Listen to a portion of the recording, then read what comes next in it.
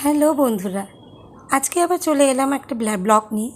তো অনেক দিন ধরে তোমাদের সঙ্গে অনেক গল্প বাকি রয়েছে, আজকে একটু গল্পও করব। আর আজকে আমি ব্লগটা করছি দোকান বন্ধ করার আগের মুহূর্তে। দোকান চললে তো ব্লগ করা যায় না, প্রচুর ভিড় থাকে, কাস্টমার থাকে, এবং সবাই তো ক্যামেরাটাকে পছন্দও করে না। আর এখন তো জানোই, কেউ ব্লগ করছে বা কেউ করছে, কেমন যেন একটা বড় বড় চোখে দেখা হয়। যাই হোক, আমি আমার মতো কাজ করে যাচ্ছি, তার সাথে তোমাদের সাথে গল্প করে যাচ্ছি। তো এখন আমি দোকানটা বন্ধ করে বাড়ি যাব, বাড়ি গিয়েও কিছু কাজ আছে, তারপরে একটু রেস্ট নেব। আর ভালো লাগছে না, যা গরম পড়েছে, বাবা রে বাবা, পুরো আমি ঘেমে স্নান হয়ে গেছি। আর তোমরা কি করছো বন্ধুরা? তোমরা কোথা থেকে দেখছো, কি করছো, কি করো, আমাকে একটু শেয়ার করো, আমারও ভালো লাগবে তোমাদের সাথে গল্প করতে। তো যাই হোক, আমি এখানে তোমাদের সাথে গল্প করতে করতে দোকানটা মোটামুটি গুছিয়ে নিচ্ছি। তো ভালো করে গোছাবো না, কারণ বিকেলবেলাও আবার দোকানটা খুলতে হবে। তো বিকেলবেলা যখন খুলে আবার রাত্রে বন্ধ করব, তখন একেবারে সমস্ত কিছু ভেতরে ঢুকিয়ে দেবো। এখন আপাতত বাইরেই থাক। আসলে বাইরে থাকলে সুবিধা হয়, বিকেলবেলা যখন আমার হাজব্যান্ড দোকান খুলতে আসবে তখন ওগুলোর সামনেই থাকবে। ইভেন ও যখন দোকান বন্ধ করে তখনও ওইভাবেই বন্ধ করে, যাতে বিকেলবেলা খুব সহজেই আমি দোকানটা খুলে নিতে পারি। তো এখানে আমি পাউটির কারি টারি সব ঢুকিয়ে নিচ্ছি এবং কাজগুলো করে নিচ্ছি। আর বাইরে যা রোদ বাবা, তোমরা তো দেখতেই পাচ্ছ, আমি ঝলসে যাচ্ছি, বাইরে যখন যাচ্ছি আমাকে আর দেখা যাচ্ছে না। তো চিপসগুলো নিয়ে নিয়েই ঢোকাচ্ছি, ঢুকিয়ে ঢুকিয়ে সব টাঙিয়ে রেখে দেবো, রেখে দিয়ে তারপরে মোটামুটি দোকানের লাইট ফাইট অফ করে যা যা করার তা করে নেব। আর এদিকে মেয়ে স্কুলে গেছে, মেয়ের এক্সাম চলছে, আজকে মেয়ের ম্যাথস। তো জানি না কেমন দেবে, যাই হোক আশা করি ভালোই দেবে, ও ম্যাথস করতে ভালোবাসে। আর ওর বাবাও যে বরাবরই অঙ্কে অঙ্কে ভালো ছিল, তো অঙ্কটা মোটামুটি ভালোই বাসে আর অঙ্কটা করেও। তো যাই হোক, ও পরীক্ষা দিতে গেছে। আর আমি ততক্ষণে ভাবছি কত তাড়াতাড়ি আমি বন্ধ করে এখন বাড়িতে যাব। অসম্ভব গরম লাগছে প্রত্যেক দিন। এই দুপুরবেলার টাইমটা না, ওই রোদের মধ্যে খুব কষ্ট হয়।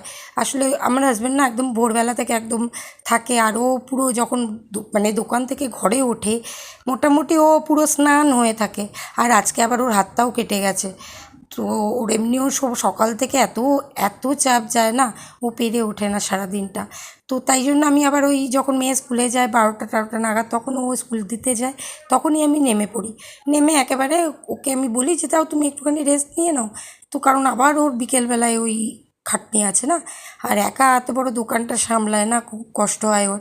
আর তারপরে ওর পিঠে কোমরে এত ব্যথা যে কী বলবো। আর আমি ওর ব্যথাও বলছি, আর আমারও তেমনি হাতে ফ্রোজেন শোল্ডার হয়েছে, দেখতেই পাচ্ছ, হাতে একটা ব্যান্ড বাঁধা, পায়েও তেমনি ব্যথা।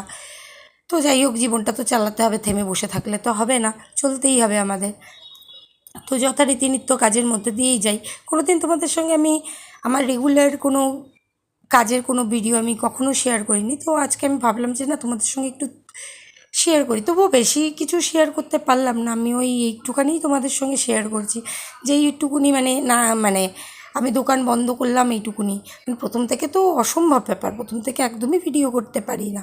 তো এবার থেকে আমি ভাবছি তোমাদের সঙ্গে ছোটো ছোটো করে আমার লাইফস্টাইলের কিছু অংশগুলো তোমাদেরকে দেখাবো।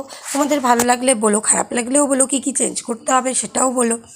যাই হোক, তোমাদের সঙ্গে শেয়ার করছি বলেই তোমাদেরকে বলছি, কিন্তু আমি একদমই পছন্দ করি না বাইরের লোক বা কেউ এসে বেশি নাক গলা, কারণ আমার কাজটা তো আমাকেই করতে হবে, আমাকেই কমপ্লিট করতে হবে। তো তবুও তোমাদেরকে বললাম, তোমরা দেখছো, তোমরা তোমাদের সঙ্গে আমি যেহেতু শেয়ার করছি, তোমাদের সেটা রাইট আছে যে আমি তোমাদেরকে বলছি যে হ্যাঁ তোমরা বলো তোমার কোনো রকম অসুবিধা টসুবিধা হলে। যাই হোক, এবার দোকান টোকান গোছানো হয়ে গেছে মোটামুটি। এবার আমি আস্তে আস্তে গুটি গুটি পায়ে এগোবো। ওইদিকে আবার আমাদের যে দুধ সাপ্লাই করে আমুলের দোকানে, তো সেই দাদাও এসছে, বাইরে দাঁড়িয়ে আছে। দোকানটা গোছাতে গোছাতে তোমাদের সঙ্গে কিছু বক বক করে নিলাম। অবশ্য তোমরা ভাবছো কী বক বক করে, কী করবো বলো তো, গল্প করার সময় পাই না, কোথাও যাওয়ার সময় পাই না। তোমরা তো বুঝতেই পারছো, ব্যবসা হলে যা হয়। তোমাদের দাদাকে তো অত আমি সবসময় বলতে পারি না চলো এখানে যাই, চলো ওখানে যাই, কারণ যত এখানে ওদিক যাবো তত দোকান বন্ধ থাকবে, তত সাফার করবে। আর বিশেষ করে আমরা দোকানটা বন্ধ রাখতে পারি না, তার কারণ হলো দোকানে দুধ আসে, তো দুধের কাস্টমার একটা রয়েছে, আর দুধ তো বাসি করে বিক্রি করা যায় না, তো বা থাকেও না, এক্সপায়ারি পরের দিনই শেষ হয়ে যায়। তো সেই জন্য দোকানটা একদম বন্ধ করা চলে না, ওইভাবে হুটহাট করে আমরা বন্ধ করতে পারি না, তাই কোথাও সেভাবে যাওয়া হয় না। তো এবার আমি সব কারেন্টের লাইট টাইট অফ করে টোরে এবার আমি বেরোবো। বেরিয়ে বাপরে বাপ এই বেলার মতো হয়ে গেছে আমার।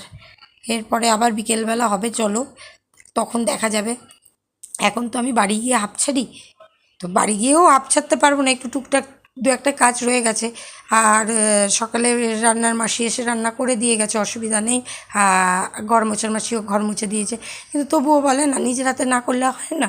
ঘরে গিয়ে তো সমস্ত কাজ তো করবে না, ওরা তো সোফাও ঝেড়ে দেবে না বা কিছু করে দেবে না। এদিকে দেখো আমার অপেক্ষায় আমার ছানা বসে আছে, তো আমি আসবো এই শুনে পুঁই করে পালিয়ে গেছে। তো আমি এসে গেছি বাড়িতে।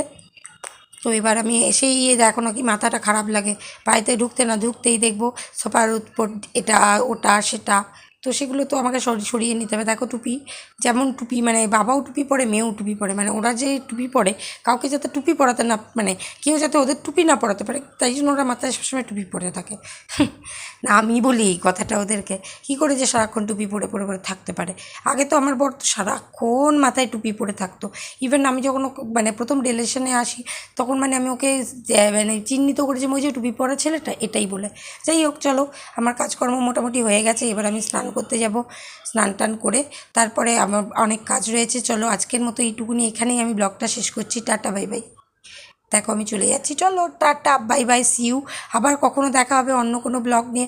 ভালো লেগেছে কিনা সেটা বলো, আর কেমন লাগছে, আর কি কি করতে পারি একটু তোমরা আমাকে আইডিয়া দাও, কারণ আমি নতুন করে ব্লগ করছি তো আমি বুঝতে পারছি না কী করে করব। তো যাই হোক, এইখানে আজকে এই পর্যন্তই। চলো টাটা বাই বাই।